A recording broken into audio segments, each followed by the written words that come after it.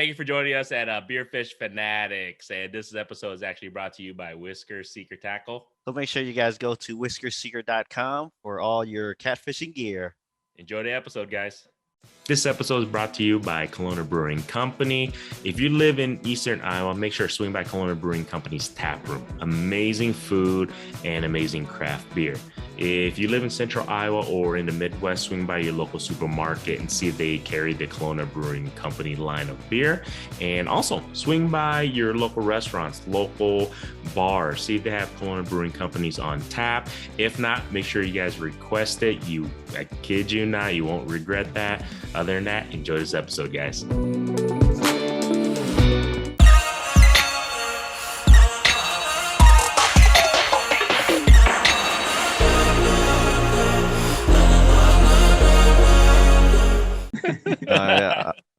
I'll let you do it. All right, everybody. Welcome to another episode of Fish Fanatics. This is Granny with Mop Fishing. We have Kit with the Fishing Kit YouTube channel. And today we have a special guest because it's obviously getting cold. Well, actually, not really. It's not getting too cold yet because this is December and it's 50s, 60s here. But I'm pretty sure everybody has seen social media. Everybody's ready to rock and roll for the ice season. So we figure what better, way to really, get this episode going than to have Mr. Barry. Oh, shit. Chavarria, correct? Good enough, guys. Yeah. Chavarria. Jesus. Oh. Well, so if people are listening, like, dude, you butchered it. I go, yeah, he corrected me literally 30 seconds ago, and I still butchered it. But we have Barry here. He's from Striker, and I really wanted to get you on because obviously we have your guys' gear and stuff. So, and then plus on top of that, you're a senior product design. Is it designer or engineer or? Yeah, product development manager. My LinkedIn or whatnot may not be updated. So, but yeah, I started at Striker as a senior product developer, and a few years in, kind of took over the management role of that of our PD department. So, yeah, product development manager is my technical role. So, man, you don't even look that old. Maybe a little bit of a baby face. I don't know, but. Quick shout out to our sponsor, Kalona Brewing Company. Today I'm doing the Blue Finweizen. Yeah, Blueberry Hefeweizen Ale. It is 5.1% alcohol content. I just figured I'd drink this. What do you got, Kit? I'm gonna take it easy because we have a little ongoing bet between a group of us where every week we bet a beer for our football team to win, and I lost twice, so I had to drink a full beer before this. But yeah, anyways, that's why I'm going to take it a light lager from Kalona Classic. Nice. And then Barry's a drinker, thank goodness. What do you got, man? Yeah, I've got a Indeed Brewing Company, the Yama Jamma. Oh. So it's a harvest ale.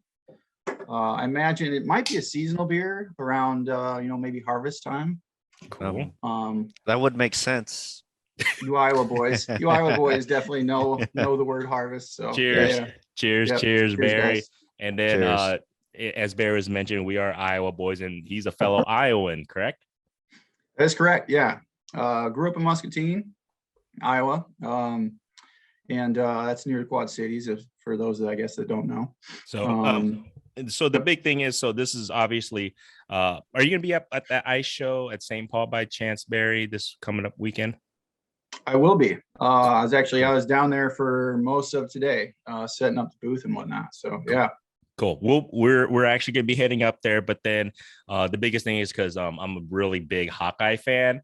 So it's a big game, obviously Saturday. So I just wanted to just kind of hit you up. I'm hoping that's exactly what I'm talking about. So I don't know if you know any good Hawkeye bars up there, or let's go watch the game together if you don't mind. A bunch of 2 Asian idiots or 3 Asian idiots coming to hang out with you, man. Plus me. Big game Saturday, definitely. Cool. I'll be at the show, so I won't be able to attend, unfortunately, but we do like a team dinner afterwards and stuff like that to recap the show. But yeah, if I do hear of anything as far as an Iowa bar, I'll let you know. I'm actually not familiar with one, so I'm sure there is one though. Yeah, I'm pretty sure. Well, yeah, I'm pretty sure you being up there, you thanked Minnesota for last week, anyways, because we wouldn't be going there if it wasn't for them. So. That's right. There you go, man. Yep. All right, enough football talk. Sorry, man. I just had to get it in because I know I figured you're a Hawkeye fan, coming from Muscatine and everything. So that's awesome. Yep. Yeah, but if you don't mind, can you tell us a little bit about you and what you actually do with Striker and everything? Yeah. Like I said, born and raised in Iowa. After school, I attended Northern Iowa for my undergraduate, and moved out to Colorado after that. Just kind of a change of pace in life, change of scenery. Moved out there with one of my best friends, and lived out there for about 8.5 years in Denver, Colorado. So, and then got recruited to work back here in the cities. And that didn't really pan out. And then kind of a word of mouth thing, started at Striker. So that's a little bit of history there and where I've been. And I've been with Striker for about 3.5 years now. And I do all the product development there. So, coming up with new product ideas, kind of implementing those, working with our suppliers, both domestic and overseas, and kind of getting those created. As you said you had some of the gear. So what we do is apparel mostly. And so, going through the process of getting that product finalized, and that's, sampling and testing, and a lot goes into apparel, a lot more than, you probably do or don't know, but it's a fun job. Definitely love what I do.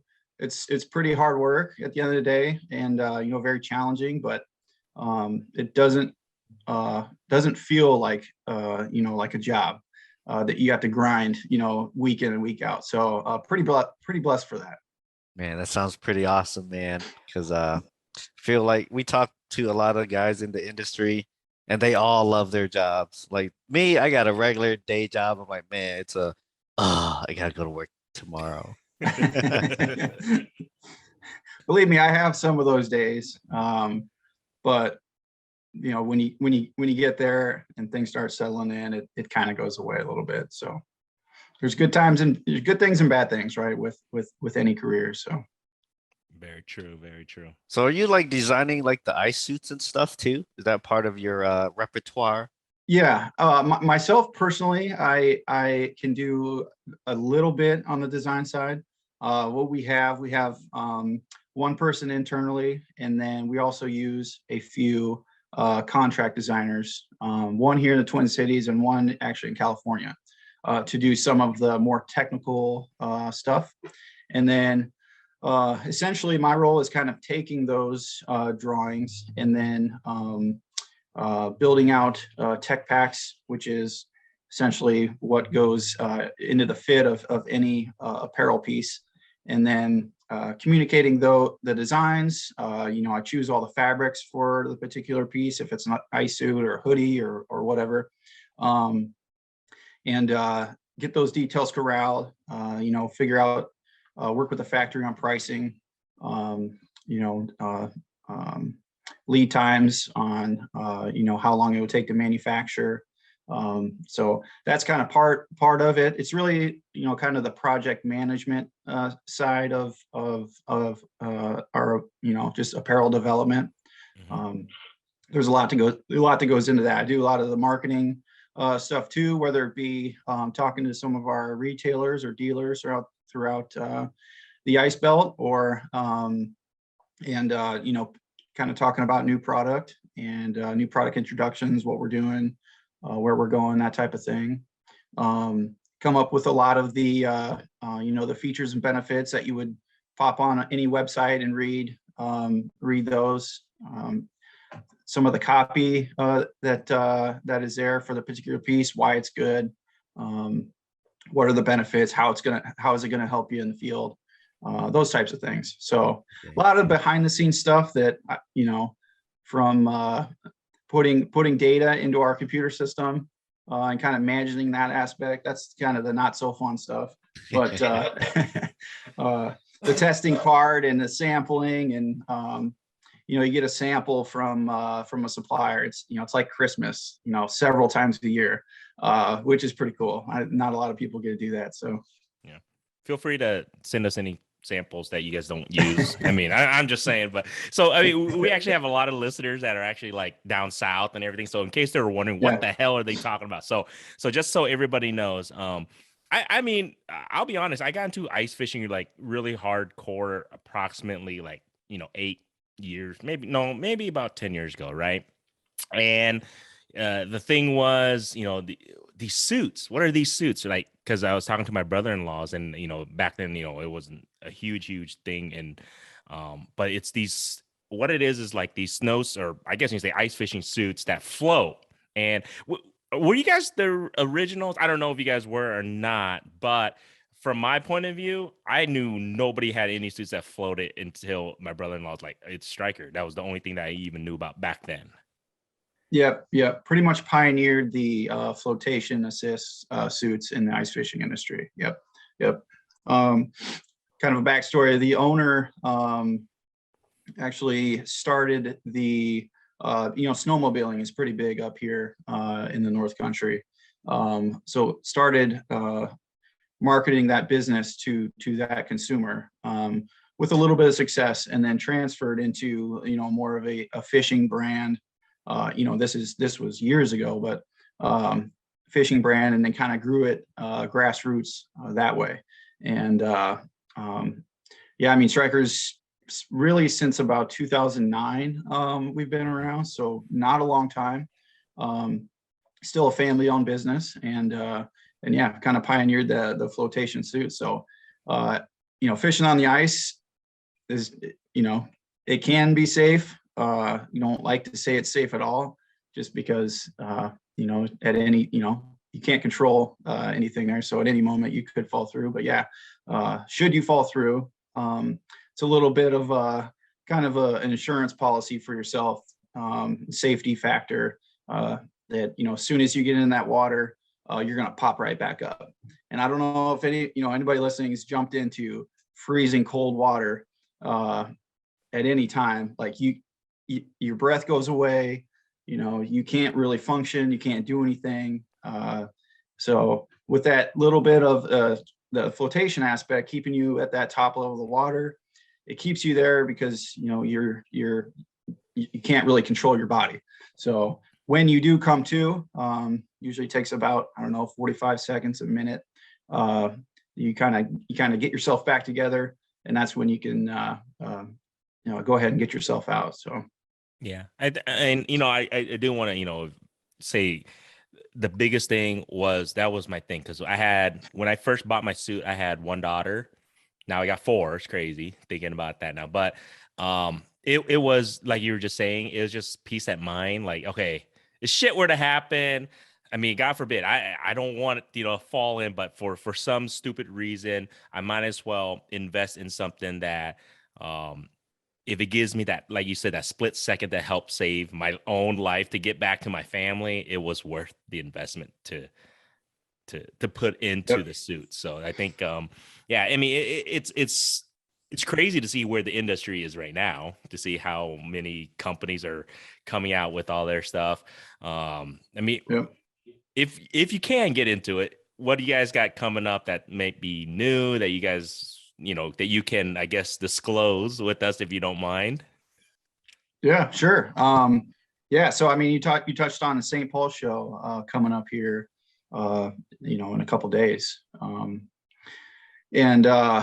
This year is probably for Striker, probably one of the biggest new product launch years that we've had as a company, which definitely I had a big hand in that. And yes, it was a lot of work, but also, pretty cool to see a lot of things come to light, some things that we've been working on for a while. We have 2 brand new suits that we have already shipped this year. So, if St. Paul show is the first time that some folks are going to see it, then, that they'll be there. We redesigned one of our most popular suits, the Predator suit for this year. So that's new. We added a few colorways in some of our existing suits, the Climate, added a colorway there, and also our Trekker series. And then our youth suits got a few new colorways as well. A few soft shell pieces, the Renegade pullover, that's pretty cool. Definitely something to check out. And a lot of new hoodies and kind of logo wear, and some redesigns on some gloves too. So really, I mean, I don't want to get into each one, but a lot of product. Best way to kind of see it is, yeah, if you get a chance to come to the booth at St. Paul, be happy to walk you through some of that stuff, talk through some of the features and benefits, and you know, why people are excited about it. So no, that's cool. I'll be vlogging for my YouTube channel, so that'll be perfect. You can kind of give us the down low, and we can take pictures and all that good stuff, and that'll be kind of cool. cool. That'd be great. Yeah, cool. So how do you guys come up with the idea of redesigning one of your lines of apparel? Like, I know there's a lot of, well, I guess more competitors now when it comes to the float suits, because there's probably 5 off the top of my head, because I'm not gonna say everybody has float suits now, but it wasn't like 6 years ago when it was basically you guys only. So how do you guys like decide, like, oh, like you guys see something new come out, hey, we should probably redesign our stuff? Yeah, no, that's a great question. There's sort of a product life cycle to a particular suit and or design. You know, our Predator, for example, had been around for about 3 years, and the same design, you know, same colorways. Great suit, like I mentioned, you know, one of our most popular.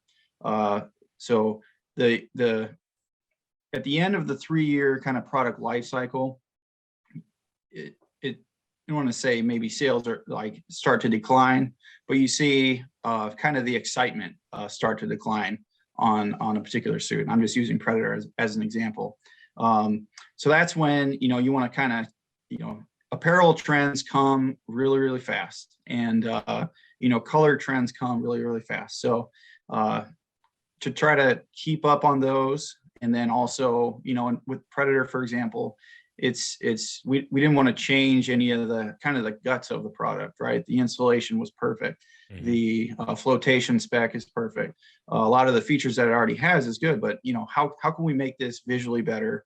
Are there some trims that we can use that would improve the product, which we implemented? Now, trims, you don't know what that means. You know, trims can be from a D-ring on the particular item.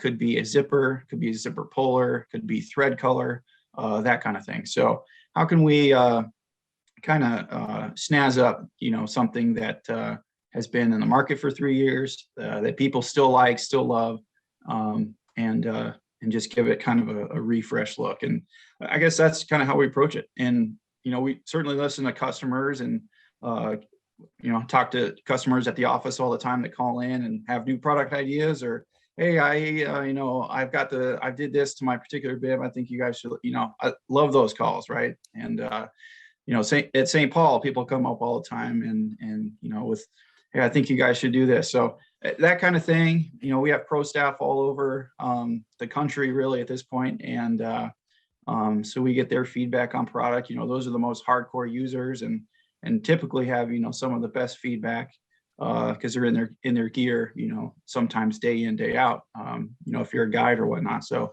kind of corralling all that feedback and dissecting it, what's good, you know, what can we do, what can we afford on a particular garment, and go about it that way. Yeah. I guess my only thing with my idea, like, could you guys create one that's for short Asian people, like stout? because I know it's kind of hard to fit everybody into it. It's just like, I love your guys' suit.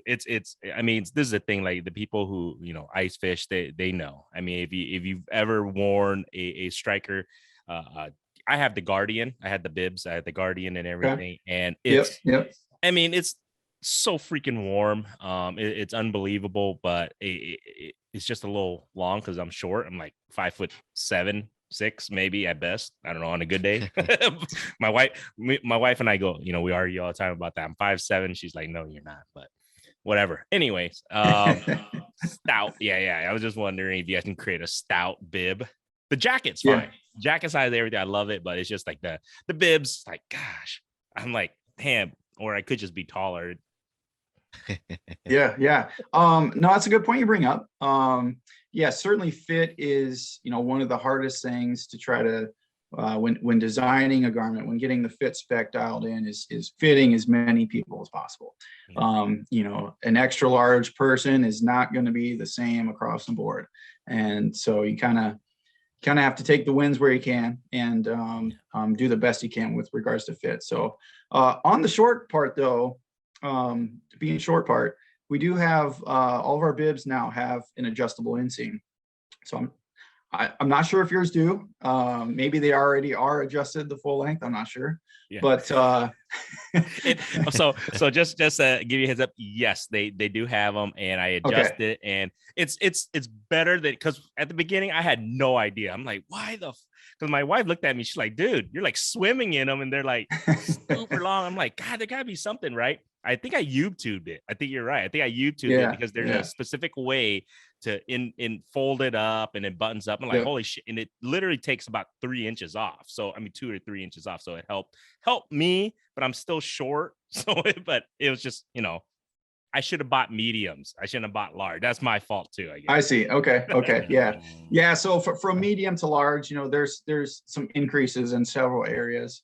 The inseam is one of those, leg width, thigh width, waist width, stuff like that increase on a grade. And so medium, maybe they were out of mediums at the time. I don't know, but yeah, probably would have been a better fit. It would have been a little bit smaller, definitely. That's my fault on that end. So I was just griping on my idiotic picking the wrong size. So my bad. Man, I was gonna say I'm shorter than this guy, and I didn't have that many problems, but really? I think I got a medium. I can't remember. You sure? Go look. I bet you got a small, dude. Maybe. I don't remember. Probably small. You were probably smart. You're like, yeah, because and this is the good thing about Striker is that you guys run large, obviously a little bit bigger than normal. Mm-hmm. And that's a good thing because I layer I layer my shit up. So everybody does. And I think the biggest thing that I love about your guys' bibs, because I've had other bibs I tried it on, is that it fits you just fine. There's plenty of room in regards to when you layer up and everything, and then you're just comfortable, super comfortable, super warm. That was my biggest thing. It's like, dude, if you're gonna be in -10, -20 degree weather and snow blizzard, you want to be comfortable. And I still feel that you guys' suits, not just because you're here with us, but honestly, I really do feel you guys' suits is actually probably one of the most comfortable I've ever tried on. So yeah, appreciate that for sure. We try, I think we're different in a way, and probably successful in a way that we create the suits based on how people actually fish. So that's why we have multiple styles. We don't just have one with a certain amount of insulation. This is for when it's nice and cool. This one has a lot more insulation. This is for when it's really cold. Like we have our Predator, for example, is a perfect example. It's like the perfect marriage of warmth but not too much warmth. And that Predator is for the active angler who is hole hopping all day, drilling holes, could be spending a minute at a hole. You could be spending 15 minutes at a hole. If you're seeing marks down there, just depends. So it's enough to, when you slow down, it keeps the chill off. But when you're moving a lot, you're not overheating and sweating. And if you sweat in the cold and then you stop, that's when you feel it and you get really cold. So and then the climate is like our most versatile suit. You can wear it multiple ways and multiple times of the year, depending on the weather. And then it's a 3-in-1 jacket, so you can wear the soft shell by itself in the fall and the spring, or just around town if you want, and or you can wear just the shell of the jacket if it's really, really nice, and still have that flotation piece in the jacket. So in the bib, the Climate bib has removable insulation. I know my uncle, for example, is a guy who he doesn't need a whole lot of heat. He just doesn't.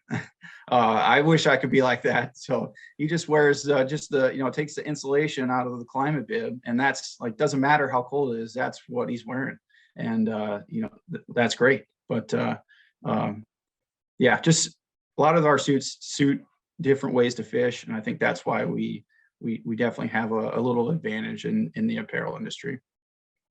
Yeah, I'm just picturing your uncle as like a bigger guy because he doesn't need as much insulation. Yep, yeah, a little bit bigger guy. Yeah. Although he has lost some weight recently, but yeah. Oh, that's good. That's good. Still, yeah. Yeah. I have the Predator suit actually. I think I have the first generation, or maybe it's the second. It's like it's all gray, mostly gray. It's kind of like one color. I don't know if it's the first or second generation, but yeah, like you said, I like hole hopping. I if I could fish outside all winter, I would try to, but there's those days where it gets super cold, and then I'll wear shorts underneath because I get super hot. Yeah. So once I hop in the tent, I kind of take my bibs off and I'm fishing in shorts. Yeah, there's a lot of features that help with kind of ventilation. If you have Gen 1, I can't recall if that has a 3-way zipper on the side, but a 3-way zipper is good. Obviously you have the one down by your boot that you can pull up. There's also 2 up by your hip, so you can take that one that's in the middle and drop it down to, say, your knee, and then that opens up your bib so you can vent out some of that warm air kind of in your around your legs and whatnot. So just a little tidbit information. Some people feels like I talk to somebody at the show every year and they're like, yeah, I just noticed that I could do this with the zipper, or this this and that. So it's kind of fun to hear those stories. But yeah, see, now you got me thinking, like, can I do that? I think I do have the 3-way zippers on them. Dude, yeah, I'm telling you, Kit, I didn't know I could fold, like he was telling the inseams. It took me like a year and a half. I'm like, God, there's got to be a way to shorten it somehow. And then I YouTubed it. I swear to God, I YouTubed it. Like, son of a gun. I'm like, yeah, it's pretty cool to see. Obviously, you guys kind of thought ahead about that, when you guys were designing that. So that's pretty cool. So Yeah. Try to accommodate, multiple heights as best as possible. We kind of touched on the sizing aspect already. It's a very useful feature. A lot of people use it. All of our ice bibs have that feature, and it's a nice way to be able to fit more people and get more people out on the ice. So cool. So what suit do you wear normally? I mean, unless you have like the whole suite and you're like, okay, it is Thursday, I'm gonna wear this one. I do have a couple. I don't have all of our suits. My go-to is probably the Climate most of the time, just because of the versatility of it. Early season, I don't necessarily need a jacket. I can rock a hoodie, maybe a base layer under there, and just wear the shell of the jacket. That'll kind of free me up a little bit. It won't be as hot, and then it kind of, in terms of warmth, maybe kind of mimics the Predator a little bit at that point. I like I also have the hard water suit, and that is kind of, up until one of the new suits that we're launching this year, kind of arguably our warmest suit. It's got 150 grams of fixed insulation. In the jacket, it has a fleece lining, so that adds a little bit more. It's just a little bit more durable in terms of fabric, the shell fabric on the outside too. So I like that, and I don't know, just something about that one that's just comfortable to me. But yeah, so one of the new products that we are launching this year that's probably going to be my go-to from now on and for quite a while is the Apex suit. That is brand new for this season. Super pumped about it. And essentially what we did was, this was a couple years in the making. It was a project really by our owner. He just wanted, I just, take the Predator suit and everything about it. I just want you to make better and, every aspect. And so I go, okay, I can do that. So that's exactly what I did. I mean, from the shell material to the suspenders, to the way the suspenders connect to the bib, to the amount of pockets, to the zippers that we used.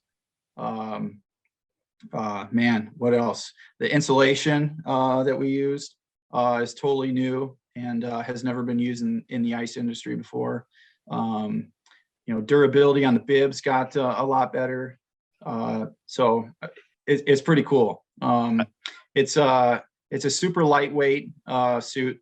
So I kind of want to compare it to the hard water here. If I'm going to kind of give you a little down low on some of the features, compare it to a hard water in terms of, maybe warmth rating, but it's way lighter. And, I mentioned the durability, but way more durable. So the insulation that we used was, we used a Primaloft Gold with cross core. So Primaloft is, I don't know if you guys have any apparel pieces with Primaloft insulation. So they kind of position themselves as a premium synthetic insulation brand. So, they work with large apparel brands, North Face, Columbia, stuff like that on gear, insulated gear. So Primaloft Gold is their premium synthetic in terms of warmth, in terms of weight. So it's very soft, very flexible, very comfortable. They have their Primaloft Gold with cross core is kind of like a little spinoff of Primaloft Gold. That cross core piece is they fused a product called aerogel with their traditional synthetic insulation fibers. Okay. So aerogel is a product that was originally developed by NASA for a lot of aeronautical applications. Think spacesuit deal. So it just has incredible thermal resistance, creates an incredible thermal barrier for hot or cold temperatures. So if your insulation is inside of the jacket, you lay on top of the snow or the ice, more probably a cheap insulation, you'll be able to feel that cold kind of transferring into your through the garment into your body, therefore making you cold. So what this is their gold just being one of their premium synthetics. They fuse that aerogel with those fibers, and it created like next level warmth. A traditional way to make a jacket warmer, what do? You add insulation.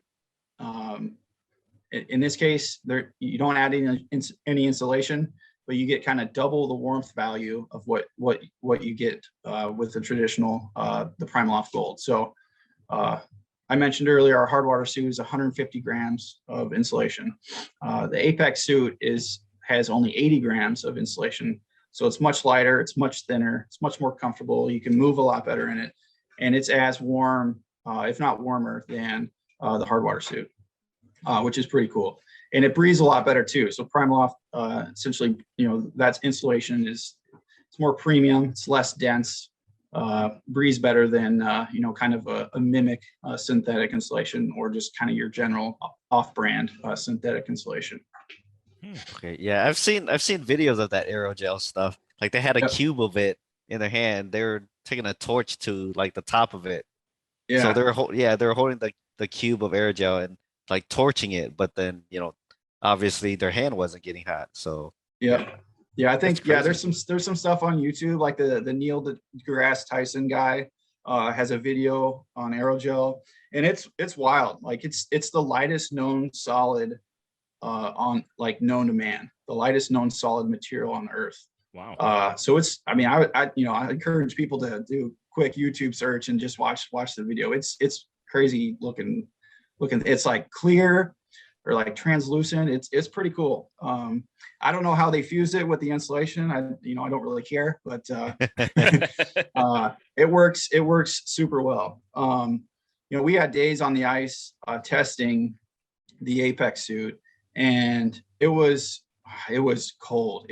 It started out in the morning. When we got up to head out, it was -30, and it didn't get up to, I think like -8 was like the warmest temperature this span. I mean, it was like 3 or 4 days. And I can generally say, and I was surprised, the people I was with were surprised too, that we were able to fish all day outside and not have to go inside to warm up or just, be comfortable, take a break. Like it was kind of, you're wearing a shelter on your back, but it's, the lightest piece that we've ever created, lightest and warmest piece that we've ever created. So pretty cool to have, kind of a hand in that and getting that done. But really looking forward to wearing that here this season. And also, like I said, seasons to come. So. Yeah, no, I mean, I think the way you explained that, it's pretty accurate, because a lot of people who don't ice fish, or they're just like, man, you guys are crazy. You guys are gonna go ice fishing, and it's cold, it's freezing. But what you just said is true, because when you have these suits on, it's like you're in a shack. It's I mean, all you need to do is turn your back to the wind, and technically you don't even feel anything. That's what I want people, because I know a lot of our listeners down south, or what, they don't listen to, or they don't ice fish, obviously, but they're just wondering. It's like, that's exactly all you really need to do. Like Fishing Kid says, he loves to run and gun, and all you need to do is technically just turn your back to the wind and you're fine. It's like, you just, you're in your suit and you're completely blocked off from the elements. So, I mean, that's the cool thing about these ice suits. And then on top of that, like you said, they float. So it's can't go wrong. Yeah. I love that you do have some listeners from the South. We do sell a lot of insulated product to, a lot of boat fishermen down in Texas, Louisiana, Tennessee, Alabama, and they're buying our climate suit, or they're buying a hard water suit. Maybe they do take trips up north to come ice fishing. I'm not sure. But at the same time, 30 degrees here probably feels a lot different than 30 degrees, down south.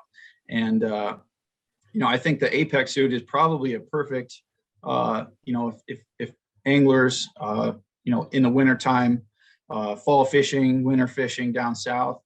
The Apex is a great suit, not only because it's lightweight. You do, if you're a bass fisherman, you do a lot of casting, a lot of moving.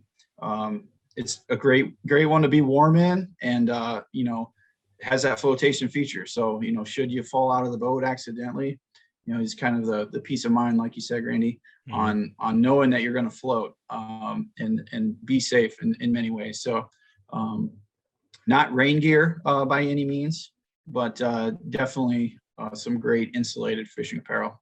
I cracked another beer, guys. I don't know. You guys can if you want. I'm thirsty, man. I don't know. Shortly. Quick question. I'm just kind of thinking in my, my mind is that, do boaters, I mean, can I see people who, obviously fish, on the boat and everything? Could it technically be used as a life jacket almost in a way? Yay or nay? Nay. Okay. I mean, I don't want to say nay. I mean, yes, it can be used as a flotation assist product. It's not U.S. Coast Guard certified, so cannot technically call it a life preserver or life jacket. Yeah. Okay. I just wondered. I wasn't sure on that. So what would make something U.S. Coast Guard certified? You have to go through some testing to get that done, and it has to meet certain criteria in terms of flotation. A lot of those are built up around kind of the upper chest and neck area. So if you do fall out, hit your head, you're unconscious, that's where the flotation part comes and protects you, is it's focused on keeping your head above water, where our suits are mostly focused on keeping body above water. So not to say that it wouldn't, I mean, I don't know if you guys have ever you could jump in the summertime. It's pretty cool how the thing floats you. And you do say relatively safe, but yeah, it's there's a lot of testing criteria, or consistent testing criteria that you have to go to get that certification. Okay. Yeah. I mean, I don't know if that's probably not like a huge priority for you guys anyway, I would think.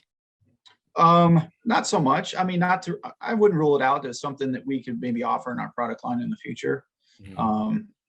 Some people you know, may only want to use one particular suit for many aspects, and they need it to be Coast Guard certified. Or you know, we get some first responder type folks that call in looking for, you know, flotation type jacket, bib, or whatnot, and always ask, you know, is this Coast Guard certified? So there's not really anything out there in the bib. I know of a jacket that was in the market not too long ago, but I don't think it's being made anymore. So so yeah, in terms of fishing, ice fishing apparel, I'm not aware of any Coast Guard certified product. Gotcha. I've been because obviously everybody and has been hearing about supply chain issues and all that stuff. So I whenever I have people on in the industry, especially ice fishing, because everybody keeps saying buy your stuff now, it's going to be gone, whatever the case may be. Have you guys run into any supply chain issues, or I mean, what are your thoughts on that, and how is it affecting you guys at all, or how are you guys doing on that? Yeah, short answer, yes. We definitely have experienced some delays. We're doing really everything in our power to get product here as quickly as possible. To our dealers, retailers across the country, and yeah, I mean, we're kind of in the same boat with a lot of other brands, not only in the fishing industry, but across the board in a lot of industries. So yeah, we've seen a few delays. We've taken it upon ourselves and spent some money to kind of air in some product and get it here to make sure some of our customers do have some product to sell through in the season. So we value those relationships. So we kind of do what we can to make everything work. And yeah, we're still expecting product to come in. We do have quite a bit now in stock, not of every style. Some of the newer stuff is going to be a little bit later. So we brought in a little bit, some of our newer suits. We have a new women's suit, for example, as well as the Apex suit. And so yeah, I say if you run across a particular item that you've been looking at or have seen online, you've read about, you see your size and there's one left, I would, if I were you, I'd kind of maybe bite the bullet and go for it. Cause yeah. And I'm talking about our Striker apparel here. Now this is really across the board from, electronics to rods and reels. It just depends on what it is. But yeah, we had a lot of new fishermen this past year with COVID. So they're probably looking to maybe upgrade a pair of gloves or another jacket or something like that. Like I would, if you're looking for something, looking for an upgrade or just looking for something new, I would definitely capitalize if I can. Gotcha. Yeah. Okay. Since this is gonna air after the St. Paul Ice Show, are you guys gonna be running any deals? Because I might need a new pair of gloves. Hey, I'm not gonna lie. I got 4 daughters, and yeah, I gotta be budget mind friendly. So I'm with Kid on here. Deals, yes. Everybody loves deals. I love deals. So we at Striker, we will not be physically selling product at the show. However, we will have some dealers there. So 5 dealers total that will be selling our product there. And they will have deals. What those deals are, I think that varies by dealer and what their strategy is for their business. So there will be deals to have. I can tell you that we as Striker will be doing some giveaways at the show. So yes, if this is airing afterwards, it's not going to help much for those listening now, but yeah, right. for the first time now that didn't go to the show, but yeah, us. for those that are listening, yes, there will be some giveaways, from hoodies to suits to gloves, hats, and stuff like that. We'll be doing that, and I'm sure there'll be a lot more deals, not only at our booth, but at a lot of the other booths as well. So great place to, if you're on a budget, if you happen to have 4 daughters, great place to find some budget-minded gear. Awesome. Oh, this is cool because yeah, I mean this episode was going to release a little bit after the show, but it's going to help for next year because everybody's gonna be like, "What?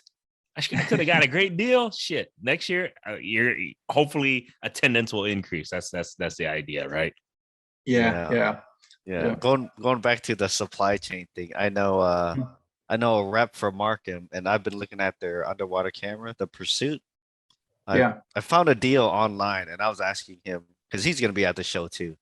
I was like, "Hey, do you know if there's gonna be any deals at the show for cameras?" He's told me he doesn't really know yet because it was like Monday or something. But he told me, like, if you see something online, especially if it's on sale, it's probably smart to get it while you can, because he was saying even for their last show, oh, I don't know if I'm allowed to talk about it or not, but he was saying they were having, a hard time filling an order for that show. So he told me if you see something online and you can buy it, it's probably a good idea to just get it right there, because if you wait, it might not be available. Yep. It's very true. It's kind of a sad deal, because we have so many new anglers, and they want gear. People want to upgrade their gear too. You kind of want to make everybody happy, but yeah, like I said, we're trying to do everything in our power. There's been a lot of things that have happened in the supply chain deal that we just have no control over, and you kind of just got to take a back seat and when it comes kind of thing, and which is unfortunate and frustrating, not only for us, but for people looking to get new gear or upgrade gear for the season. So yeah, I get it. There's been some things that I've wanted that I haven't had the chance to get yet. So with that said, though, I do think later in the season, come January, well, heck, that might be when you guys start to really get on ice in Iowa, at least, is in January. Yeah, you're right. Especially with these temps right now. So I think the later in the year that goes, that you might be surprised, there might be some stuff around as well. But if you happen to be fishing up in parts of the U.S. that are froze over already, then if you see a deal, I'd probably jump on it too. Let's talk about fishing, man. I mean, so Barry, I want to know, what do you like to fish for? Do you prefer open water? Do you like ice fishing more? What is your go-to when it comes to fishing? Any specific species or? Yeah, that's a great question. I enjoy fishing, period. If I had to choose one thing probably to do for the rest of my life, it'd probably be catching smallmouth bass. And that's probably more or less in the summertime. Not a big target species on the ice, but something about it just gets me happy and excited for hooking into one of those. So that's probably my favorite species to fish for. I'm more of a catch and release angler. When I do want to keep some fish, I kind of go the panfish route. Probably crappie, perch, or probably like the two top for if I want to keep some fillets and take home. Most fishing I do is catch and release, really, no matter the species. So biggest thing for me is working in the fishing industry. I don't get to fish much, and it kind of stinks. So if I had to do anything, it'd be try to get out more and enjoy it more. There's a part of it that comes with product testing, that kind of makes you get out in the field, which is fine. But just being out there more is something that I probably need to work on a little bit. But yeah. It's funny you say that, because we had a Thane from Clam, and we had Matt from Vexlar, and that's exactly the same thing they said. They go, we love fishing. They love fishing. But being in this industry, they go, yeah, it's a great thing. But yeah, they just don't get to fish as much because you guys are just busy, working. Yeah. They're not lying either. I can promise you. Maybe I don't want to work in the fishing I was thinking that too, Kay. I was like, man, I mean, I get it. You guys are dealing with stuff all day, every day, but it's just like, man, we thought, because a lot of people think like, if you're in the fishing industry, shit, that's all you're doing, man. You're just fishing, or you're testing products and you're fishing and you're testing products and you're fishing. That's it. It's amazing. And you get paid for it, right? There are times where it's like that, but the majority of the time it's not. You kind of got to force yourself to get out a little bit more. Yeah. But yeah, it's not. Yeah, if you're working in an industry, it's not necessarily you're out fishing all the time. I wish it was that way, definitely, but it's not. Very true. It doesn't ever make you hate fishing, does it? Like you just have a bad day at work, like, man, I don't even want to think about fishing. It's funny you say that. I feel like if there's a day like that, like a buddy of mine, we just be like, all right, let's just get out of the office. We're going fishing. Like, cause that would cool us off and clear our head. So, and then we'll, go back to the office the next day. All right, we know what has to be done, or we know what the problem is. Let's just fix it and go. So, it's a little bit of maybe a therapy sometimes too. I guess you can look at it that way. Yeah, but it never gets to the point where just working with fishing stuff, it just makes you like, man, I don't want anything to do with fishing. I don't even want to go fishing.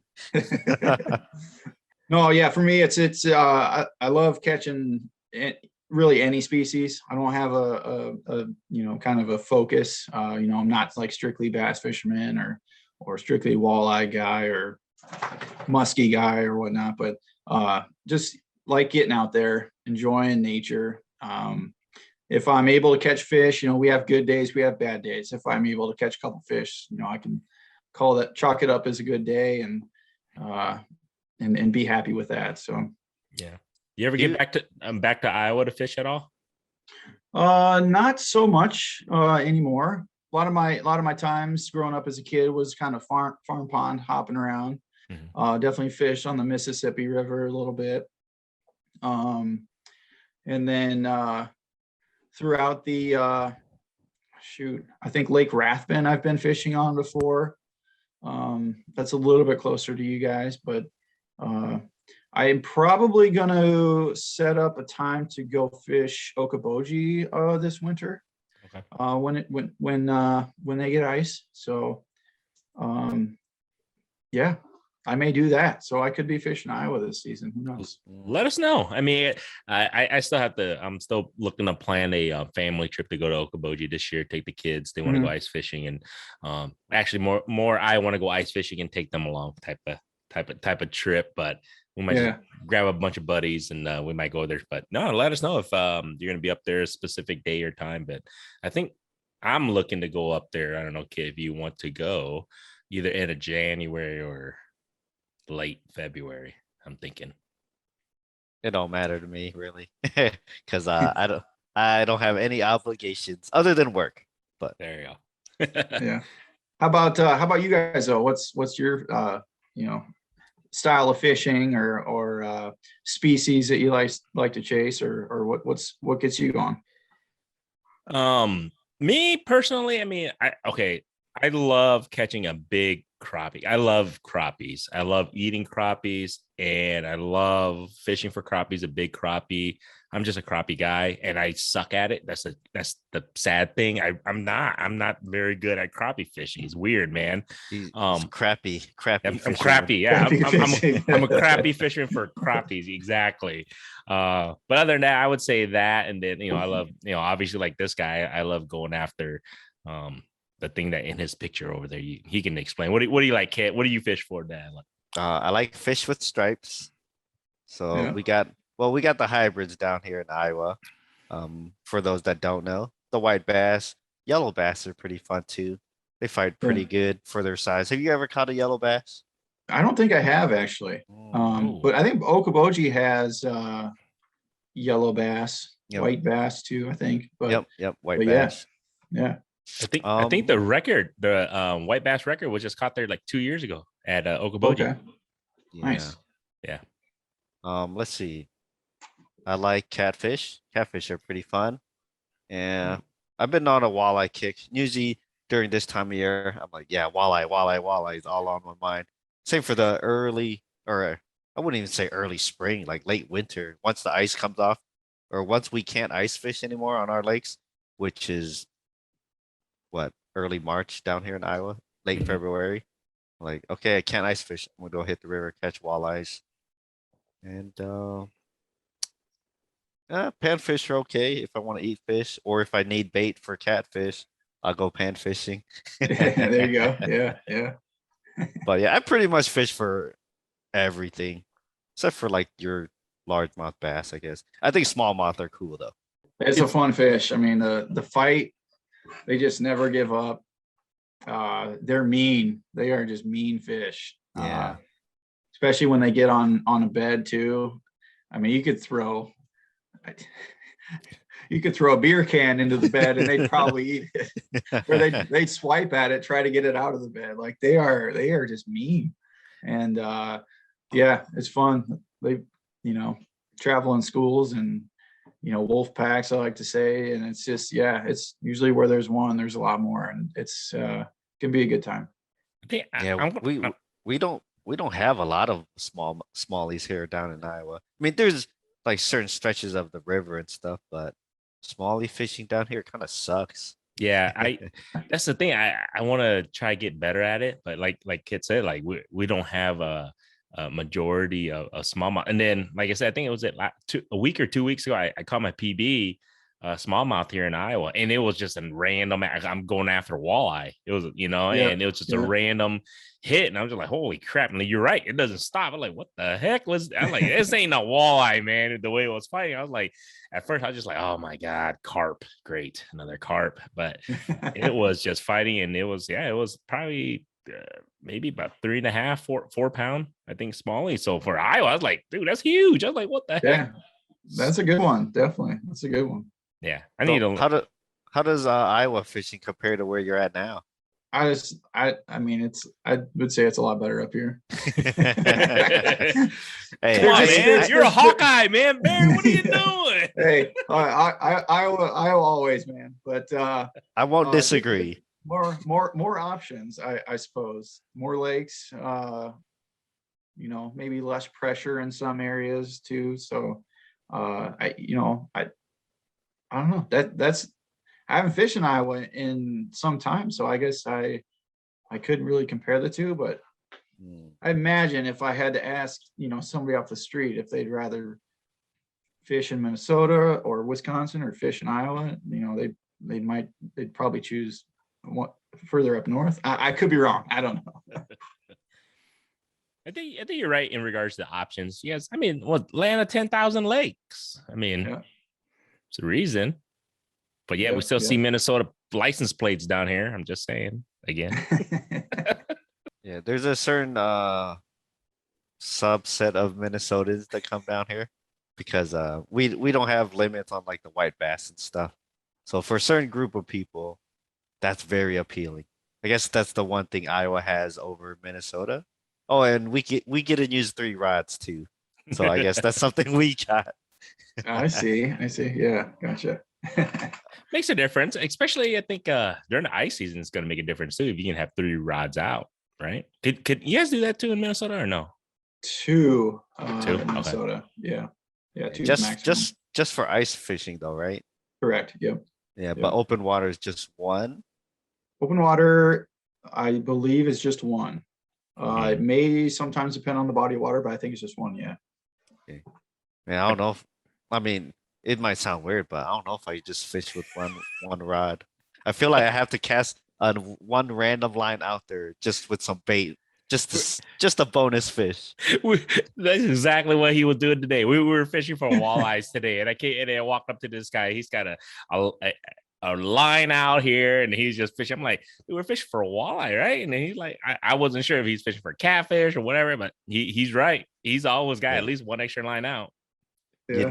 You never know what's gonna eat cut bait on the river. Very true. True. Yeah. Actually, know. kind of bonus walleye on cut bait the other day. So hey, still walleye fishing. You're increasing your chances with the extra line. So Yeah. I mean, yeah. So I get that. No, I mean I understand. I didn't know that they had no extra line over there up there. Only, I mean, I knew they had it for ice. I didn't know that like open water, you guys could only use one. I didn't know that. Yeah, and it's hard to fish too on the ice. Like True. usually one's like a dead stick that's just kind of hanging out next to you or whatnot. But yeah, it'd be pretty difficult to bring two fish up on through the ice. Probably been done before, I'm sure, many times. But Oh man, I use all three lines on the ice. I got like, I'll have a tip up or the iFish Pro or whatever. yep. And then I know jaw jackers are illegal in Minnesota, but I'll have one of those like off in the distance somewhere, and then Yeah. then I'm jigging with one rod.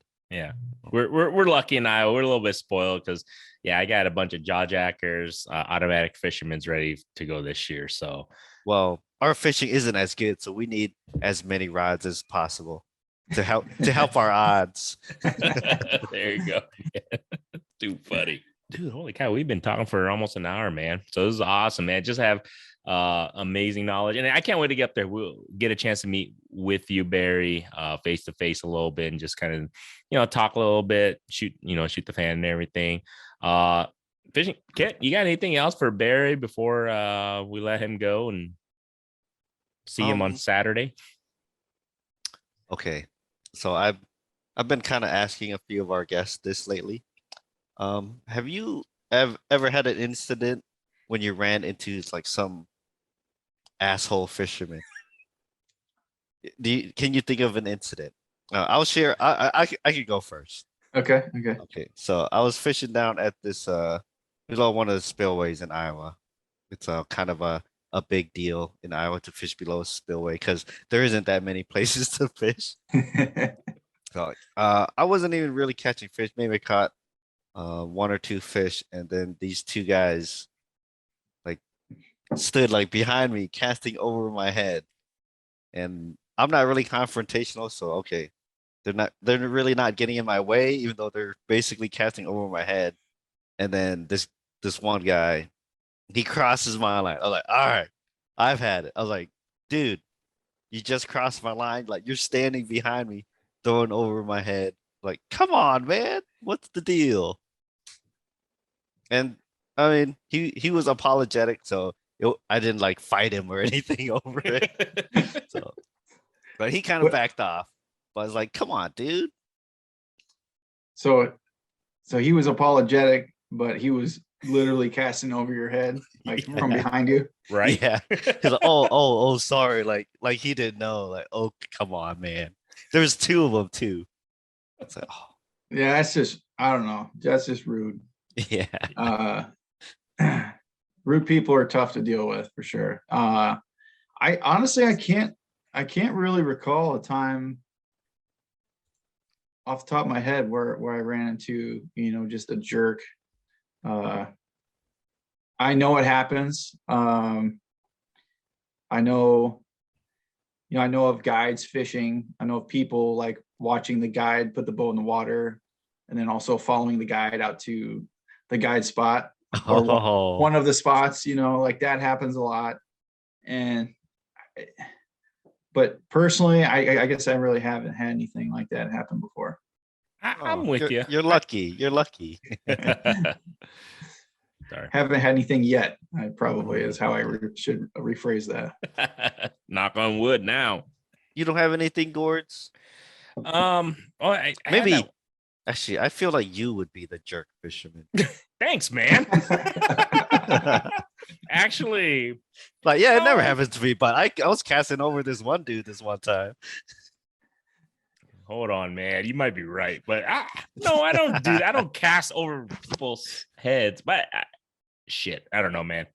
It's for another story, another day. But it happens, man. But I don't run into many people either, dude. I'm kind of with you on that one, Barry. I think fishermen, most likely, at least a good percentage of them are pretty good people, pretty nice people. The fishing community is, for the most part, pretty awesome. Yeah. I would agree. Yeah. I mean, because technically you're going out there just enjoying the outdoors, and just it's a stress reliever. I mean, for most, I mean, that's how I feel it is. So hopefully most of them, but then you're gonna run into a few of those who are like, this is my spot, or then you got social media. Social media amplifies, how that everything. Everything. It surely does, everything. man. Yeah. But to quote Kevin over at Rod and Rivet, he was more talking about fly fishermen, but I would just say fishermen in general. Like, this guy fishes, he might be an asshole, but at least there's something redeemable about him because he likes to go fishing. Very true. No, I was gonna say, generally speaking, like if I see somebody in a spot and I was gonna fish there, I was like, okay, well, they're fishing there, so I'm gonna go to another spot. Like, that's just how I'm wired, and that's what I do. So yeah, let them enjoy it. And if they're gone, maybe I'll go back. Who knows? But yeah, I'd say generally the community is pretty good about just being fair and enjoying being outside and being able to be fishing in general. So exactly, it's just fishing, man, at the end of the day, guys. Especially, I still see it on social media, man. It's people are just ruthless. Like, I understand the keyboard warrior aspect. Holy cow, it's just like unbelievable. Go figure, man. But yeah, other than that, man, Kit, you got anything else for Barry?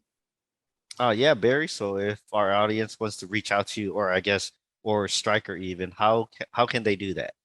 Yeah, StrikerBrands.com is our website.